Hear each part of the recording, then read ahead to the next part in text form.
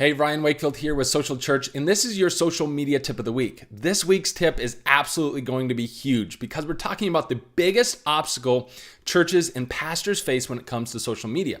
It's the pain point that I hear all the time. Somebody says, Ryan, I know I'm supposed to be connecting with people and building relationships and doing this whole social media thing, but I don't have time. How do I do social media? How do I manage social media and do everything else that a pastor is supposed to do when it comes to leading inside the local church? And the simple answer is this: you're correct. You don't have time.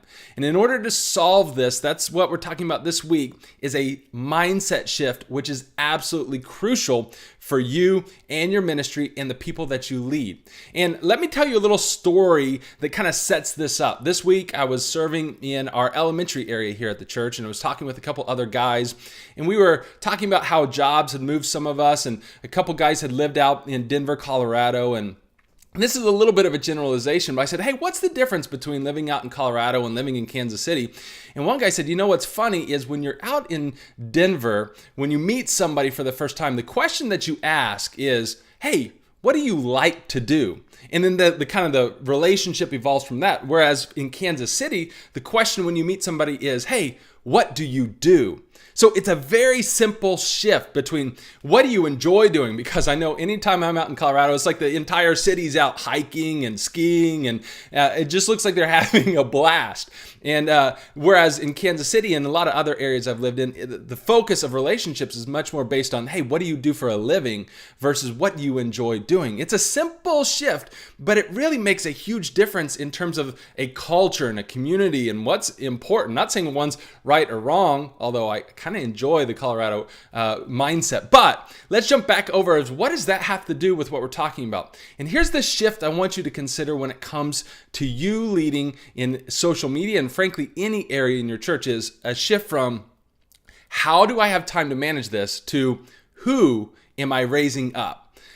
Again, the shift is how in the world do I have time to manage this? You're asking, how do I do all these things to now, who am I empowering to do this? Because if you're looking at everything you have to do and you're thinking your first answer is, I have to do it, it's the wrong mentality versus how do I raise people up? How do I build my schedule around developing leaders as opposed to doing it all yourself? So what does this look like when it comes to social media? Well, if you're a pastor of a smaller church, I'm going to encourage you, you need to be raising up volunteers that are actually helping you post on social media and develop relationships and make disciples via social media. You can be a part of it, but you don't need to be the one that's posting all the time. You need to be developing up volunteers. Now, here's where the larger church pastor says, aha, we've got enough resources. We're just going to hire that person to do all the social media coordination. In fact, I was talking with a friend of mine who's in a job interview process, and it's actually going to be a really high-level executive team deal, but they want to put social media under this person. But the pastor was saying, hey, by the way, you're going to have to be at such and such event, because I need you running the social media to capture everything going on at the church. And I was like, hey, dude, time out. That is the total wrong approach. It's great that if you're a larger church, you could hire somebody, but here's another key tip. If you're going to hire somebody who can develop people, not do the work. So if it was me and I was going to hire somebody for social media or marketing or communications, I'm going to hire a leader who can develop other people. So this person didn't need to be the one at the Christian school basketball game or highlighting the daycare something going on and highlighting this event and that event. This person at that leadership level needs to be developing teams of people that are leading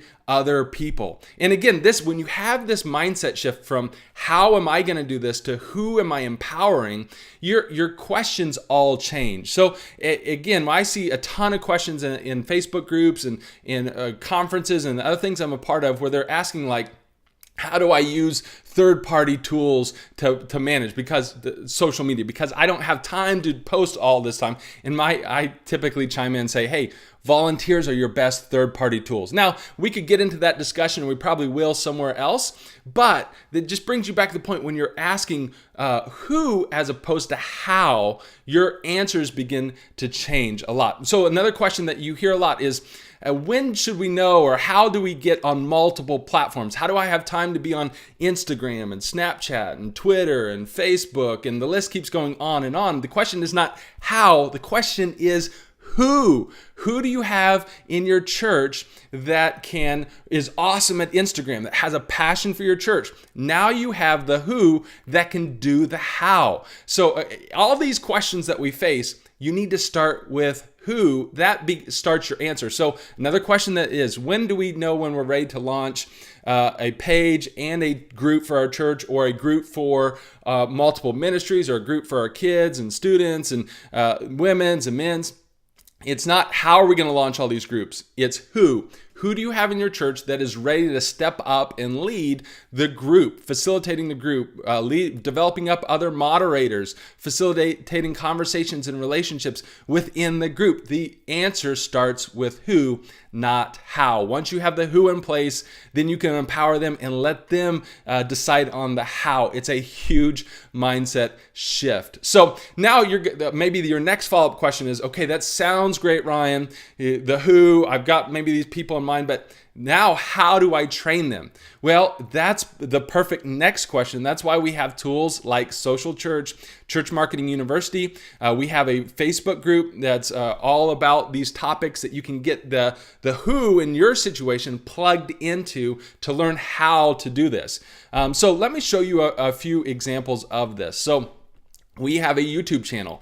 So you could have the who in your person go subscribe to the Social Church YouTube channel. We do a tip every single week. If they watch those tips every single week, they will get much better at social media and they will improve. 1% changes week in, week out. You do that for a year, 2 years, 3 years, and you will be developing up rock stars inside your ministry. Another great free resource out there, Pro Church Tools with Brady Shearer.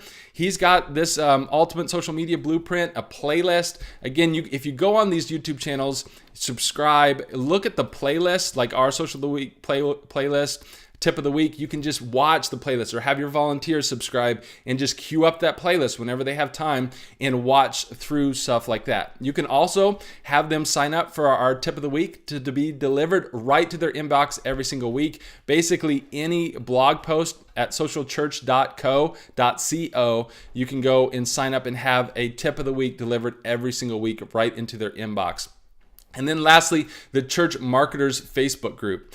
This is a closed group. They can request to get in. You can request to get in, where we go deeper in these topics. So I'm going to be going deeper in terms of if you're developing up a volunteer approach to social media, how do you do that? Where do you start? Where do you go next? What do you do after that? Those deeper conversations we're doing in the Church Marketers group, along with things like Website Wednesday.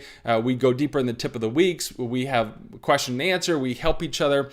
We share resources like social media calendars. So all that's happening inside the Church Marketers group. All those tools are completely free. And if you want to go even deeper, you can check out churchmarketinguniversity.com. We have 20 different modules, social media. We're launching Facebook paid ads for churches. A lot of different great resources on there, much more in depth, much more personal in terms of the question and answer, case studies. And you can jump, let me give you a tip. Jump on the wait list if you haven't already. If you're not a part, we only open it up 3 times a year. Jump on the wait list. And that will give you the best deal when we open it up next. So we're here to help you. We want your church to succeed. We want your church to reach more people in your community. And it starts by this mindset shift of stop asking about the how first. Start with the who. Empower the who to learn how to do the how. Got it? All right, man, that's a huge tip. It's a huge mindset shift. I hope you get it. If you have any questions, put it down below. I would love for you to, I think this tip is so important that I'm going to ask for you, if this has helped you, share it on social media in different groups you're a part of, because I think this is a transformational, just a topic, a mindset shift that is huge for the local church. If we want to advance, reach more people, and have the impact that God's created us to have, we got to start thinking about how are we making disciples? How are we empowering other people? How are we raising up leaders of leaders, instead of asking always the how question. All right, that's it. God bless. We'll see you back next week.